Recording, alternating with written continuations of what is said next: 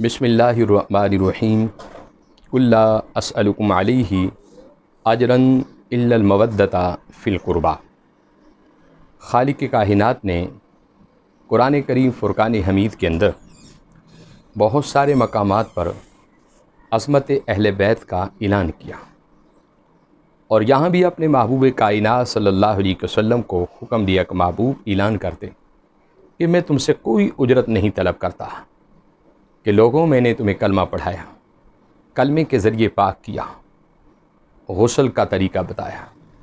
نماز کا طریقہ بتایا، حج پڑھنے کا طریقہ بتایا، مال سے زکوٰۃ دینے کا طریقہ بتایا، سخاوت کا طریقہ بتایا،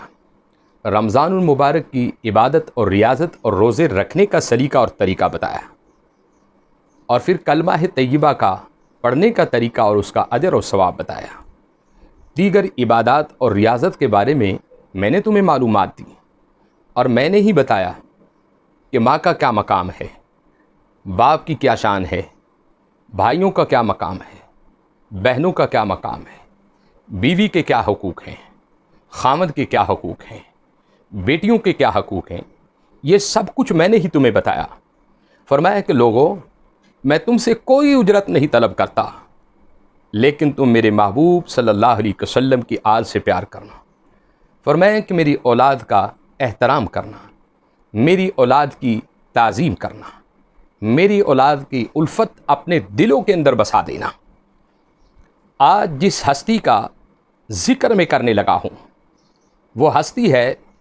شہزادی اہل بیت، اسلام کی ایک عظیم شہزادی جن کا نام و گرامی حضرت سیدہ طیبہ فاطمہ بنت حضرت سیدنا امام موسیٰ کاظم علیہ السلام ہے۔ اسلامی سال کا ذوالقعدہ جو ہے یہ 11واں مہینہ ہے، اور اس کی 1 تاریخ کو مدینہ المنورہ کے اندر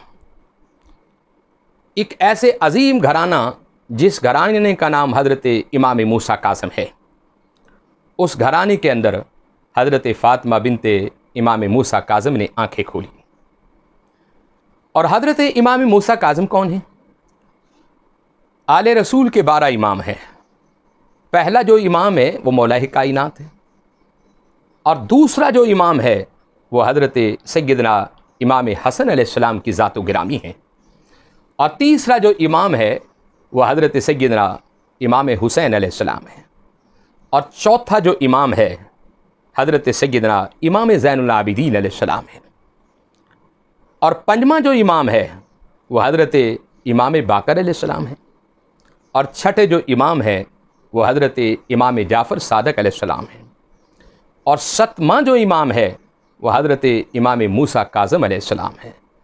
اور حضرت موسیٰ کاظم علیہ السلام کے گھر میں اس شہزادی کی جب آمد ہوئی، بچپن سے ہی آپ کی تربیت آپ کی والدہ محترمہ نے اس انداز میں کی کہ ساری زندگی اس گھرانہ رسول کی وہ عظیم شہزادی جس کی گود میں شہزادی اسلام، شہزادی اہل بیت حضرت فاطمہ بنت موسیٰ کاظم تشریف لائیں، تو آپ کی پرورش آپ کے والد محترم اور آپ کی والدہ محترمہ نے بچپن سے بڑی اچھی کی تھی۔ اور حضرت فاطمہ بنت امام موسیٰ کاظم آپ بڑی ذہین تھی۔ سب سے پہلے آپ نے اللہ کے قرآن کو اپنے سینے کے اندر محفوظ کیا۔ آپ عاقلہ تھی، اور آپ بہت بڑی عالمہ تھی، اور پھر بہت ساری حدیثوں کو آپ نے حفظ یاد کیا۔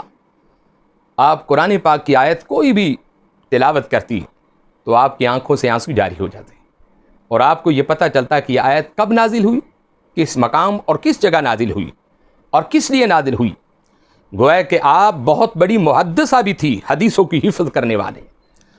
اور قرآن پاک کی بہت بڑی عالمہ تھی آپ۔ جب بھی آپ کی خدمت میں کچھ لوگ آتے مسائل کے حوالے سے تو آپ قرآن پاک کھولتی اور قرآن پاک سے اس مسئلے کا حل تلاش کرتی۔ حضرت فاطمہ بنت امام موسیٰ کاظم علیہ السلام،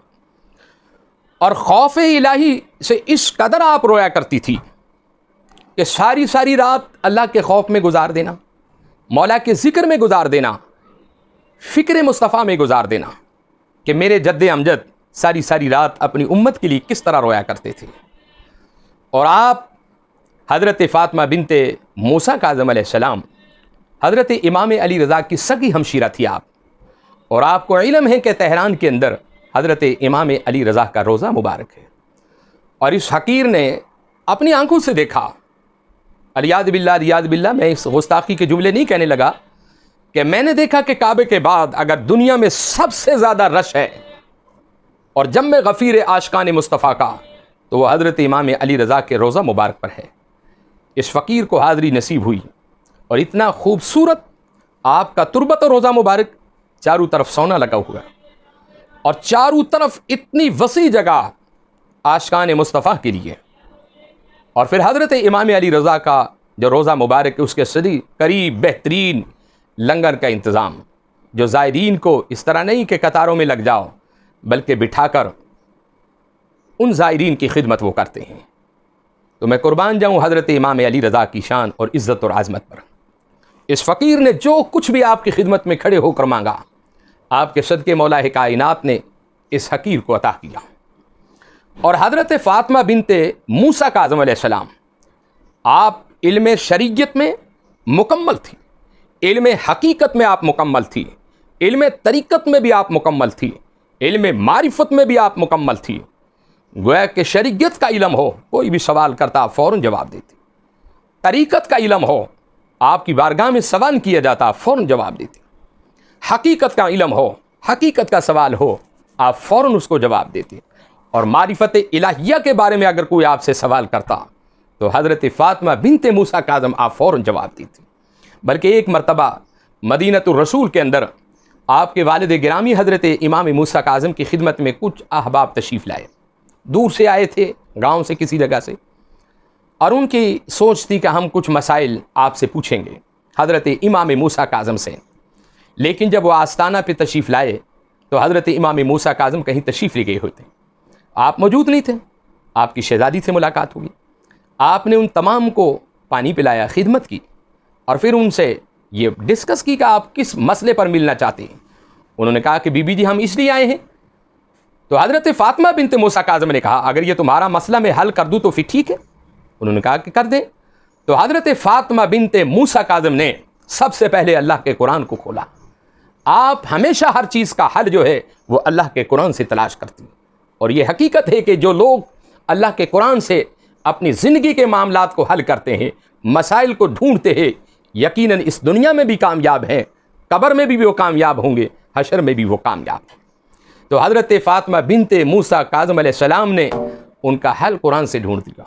کچھ احادیث سے ڈھونڈا، اور تحریراً آپ کو لکھ کر دے دیا۔ اب وہ سارے ساتھی چلے گئے